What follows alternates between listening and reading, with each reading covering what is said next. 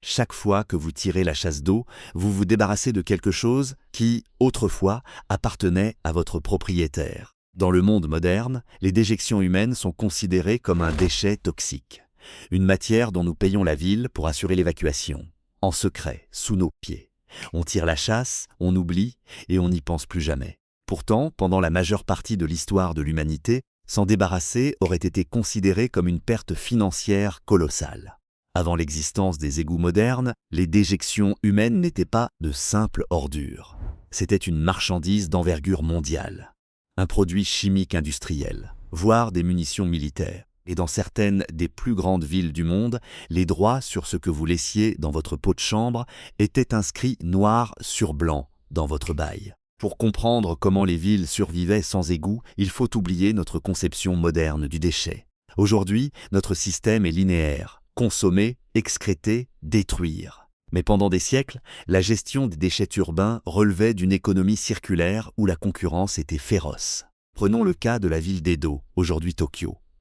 Au XVIIIe siècle, Edo était l'une des plus grandes villes du monde, avec plus d'1 million d'habitants. Mais elle ne possédait pas de gigantesques réseaux d'égouts souterrains. À la place, elle avait un marché très organisé et strictement réglementé pour ce que l'on appelait poliment la matière de nuit. À une époque où les engrais de synthèse n'existaient pas, les déjections humaines étaient le meilleur moyen de maintenir la productivité des terres agricoles. Les agriculteurs des environs se rendaient donc en ville, frappaient aux portes et proposaient de l'argent ou des légumes frais en échange des excréments d'un foyer.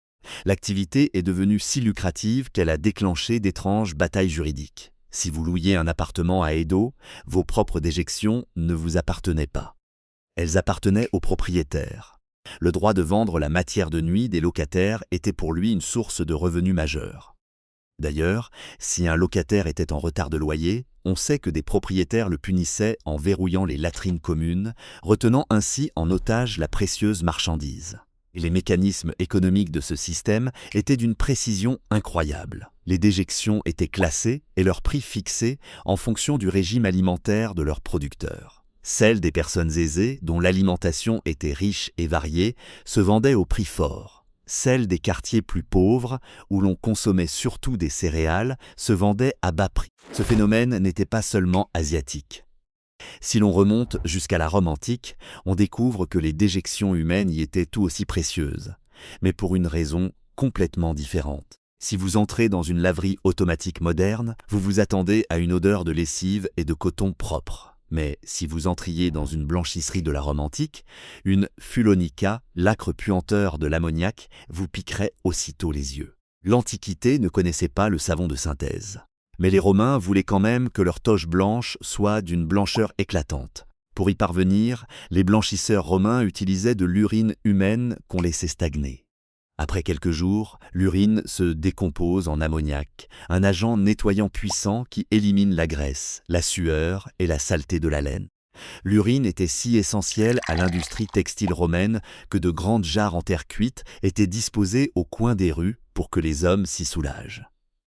Une fois pleines, les jarres étaient transportées jusqu'aux blanchisseries, où les ouvriers piétinaient littéralement le linge sale dans d'immenses cuves remplies d'un mélange d'urine croupie et d'eau. Ce produit chimique était si demandé qu'au 1er siècle, l'empereur romain Vespasien réalisa qu'il passait à côté d'une considérable source de revenus.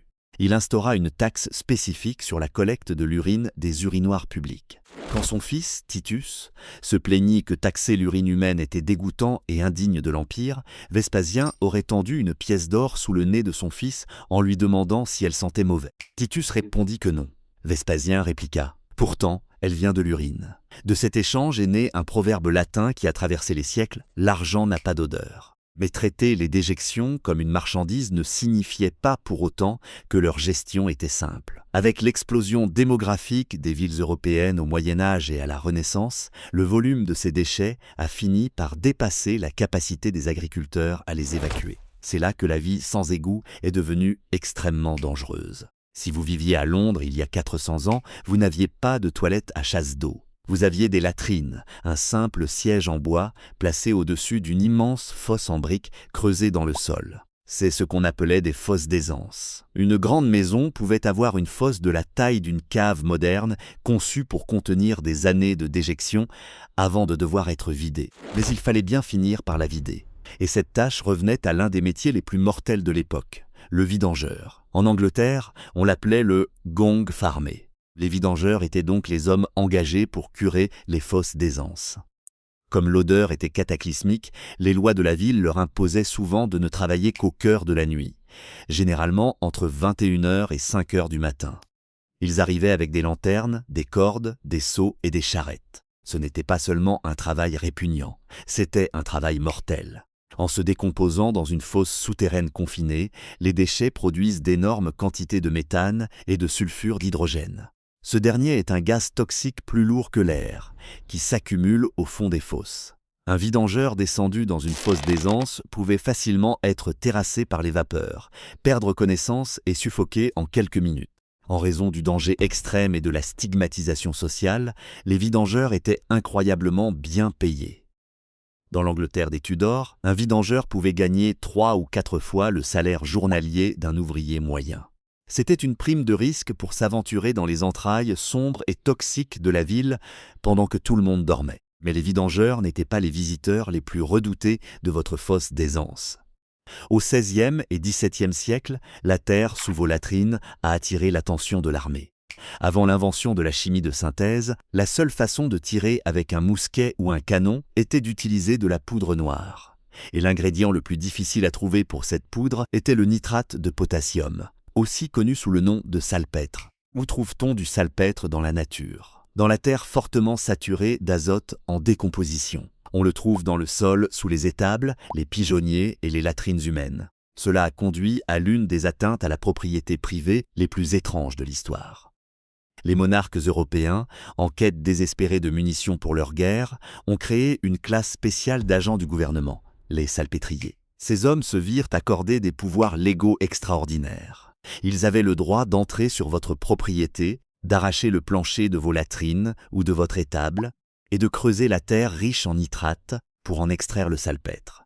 Ils n'avaient pas à demander votre permission et ils remettaient rarement le plancher en état une fois leur travail terminé. Pendant des siècles, les déjections humaines furent une composante essentielle de la sécurité nationale. Alors, si les déjections humaines étaient si précieuses, comme engrais, comme produits chimiques et comme atouts militaires, pourquoi avons-nous soudainement décidé de tout enfouir dans d'immenses tuyaux d'égout et de tout rejeter à la mer? La réponse tient à une curieuse ironie technologique. Le système ne s'est pas effondré parce que nous produisions trop de déchets. Le système s'est effondré à cause de l'invention de la chasse d'eau. Au début du XIXe siècle, le water closet a commencé à apparaître dans les maisons riches. Pour un homme de l'époque victorienne, cela semblait être un miracle d'hygiène. On tire une manette, l'eau jaillit et la saleté disparaît. Mais il y avait un problème de taille, et invisible. À cette époque, des villes comme Londres n'avaient toujours pas de réseau d'égouts souterrains intégré.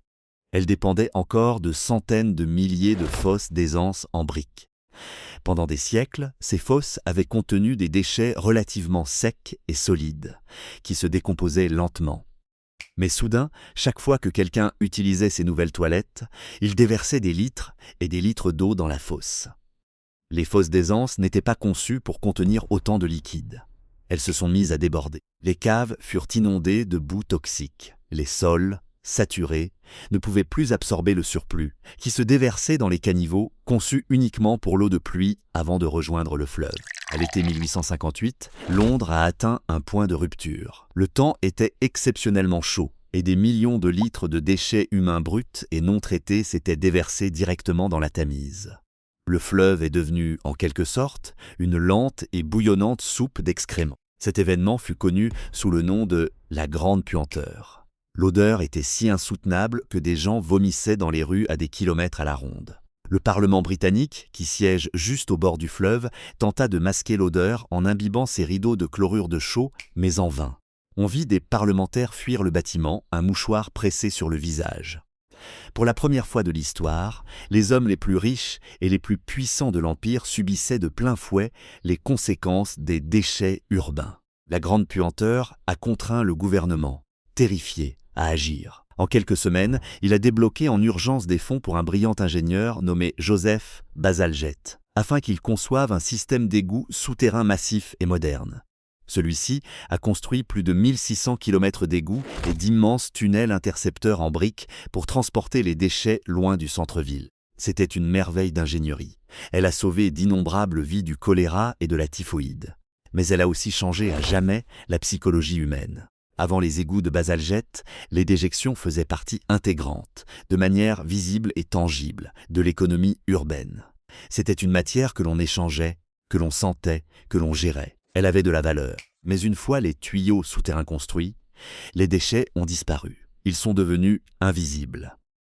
Et au cours du siècle suivant, alors que les engrais de synthèse remplaçaient la matière de nuit et que les produits chimiques de synthèse remplaçaient l'urine, nous avons complètement oublié l'ancien système. Aujourd'hui, la chasse d'eau nous semble une évidence. Nous sommes assis dans des pièces parfaitement propres et lumineuses, totalement déconnectées de la réalité biologique de notre propre corps. Nous payons des impôts pour nous assurer que ce que nous laissons derrière nous soit instantanément transporté au loin, traité chimiquement et soustrait à notre vue. C'est un miracle de la santé publique moderne. Mais c'est aussi un luxe historique considérable. Car pendant des milliers d'années, l'idée même de jeter n'existait pas. Tout avait un prix, tout avait un but, et absolument rien n'était gaspillé.